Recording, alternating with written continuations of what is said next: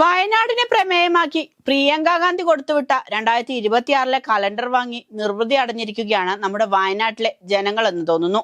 അടിപൊളി സാരി ഉടുത്ത് തുലാഭാരം തൂകുന്ന ഫോട്ടോയും വയനാട്ടിലെ ജനങ്ങളോട് കുശലം പറഞ്ഞിരിക്കുന്ന ഫോട്ടോയും അടക്കം 12 മാസത്തേക്കും 12 തരം ഫോട്ടോകളുമായി ഒരു അടിപൊളി കലണ്ടർ.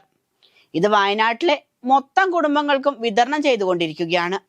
കലണ്ടറിന്റെ പേജും ലുക്കും കണ്ടാൽ തന്നെ മനസ്സിലാകും കലണ്ടർ ഒന്നിന് നല്ല ചില്ലറ ചിലവായിട്ടുണ്ടാകുമെന്ന്. ഫോട്ടോയെടുപ്പും അതിനായി സീൻ ക്രിയേറ്റ് ചെയ്യലും അടക്കം കുറച്ചു നാളത്തെ നീണ്ട പ്രയത്നം ആ കലണ്ടറിന് പിന്നിൽ നടന്നിട്ടുണ്ടെന്ന കാര്യം ഉറപ്പാണ്. അതിനായി മിനക്കെട്ടിറങ്ങിയ PR ഏജൻസികളും ഉണ്ടാകണമല്ലോ.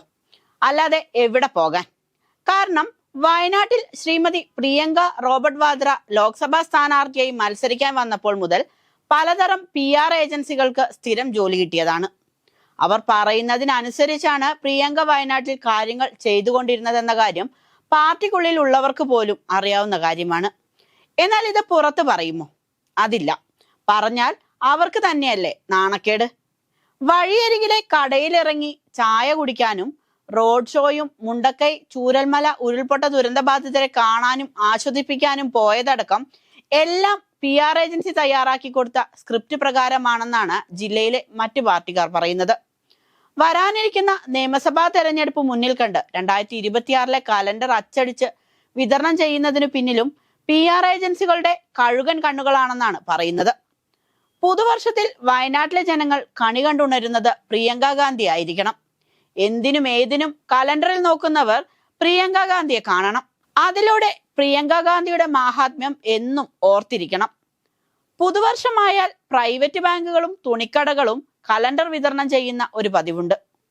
അവരുടെ പുതിയ ഡിസൈനുകളും മോഡലുകളും ജനങ്ങൾക്ക് പരിചയപ്പെടുത്താൻ നല്ല നല്ല ഫോട്ടോകൾ വെച്ച് കലണ്ടർ ഉണ്ടാക്കി സാധനം വാങ്ങാൻ എത്തുന്നവർക്ക് പുതുവത്സര സമ്മാനമായി നൽകും.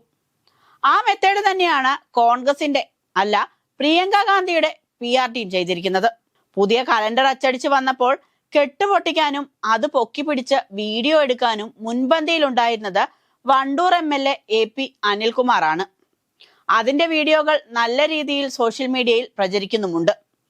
ഇതിനിടയിൽ ഉയരുന്ന മറ്റൊരു ചോദ്യം ഇതാണ്: പ്രകൃതി ദുരന്തങ്ങളോടും വന്യജീവികളോടും പോരാടി ജീവിതം തള്ളി നീക്കുന്ന വയനാട്ടിലെ പാവപ്പെട്ട വോട്ടർമാർക്ക് ആവശ്യം ഈ കലണ്ടർ ആയിരുന്നോ?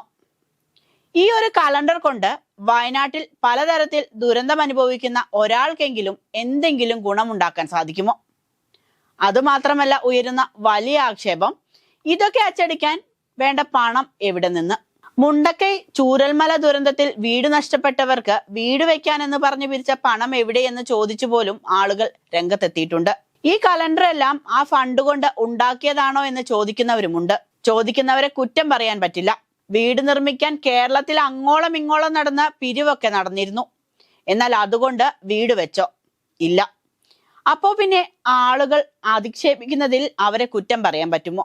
വീട് വെച്ചില്ലെങ്കിൽ എന്താ, സർക്കാർ പണി കഴിപ്പിച്ച പുതിയ വീടുകളിൽ തൂക്കാനുള്ള കലണ്ടർ വയനാട് MP വക എല്ലാവർക്കും നേരത്തെ തന്നെ എത്തിച്ചിട്ടുണ്ട്. സമയം പോലെ എല്ലാ വീടുകളിലേക്കും പ്രവർത്തകർ നേരിട്ടെത്തിക്കും, അതുറപ്പ്. അതിൽ വയനാട് ജനത പ്രിയങ്കയോട് എന്നും കടപ്പെട്ടിരിക്കും.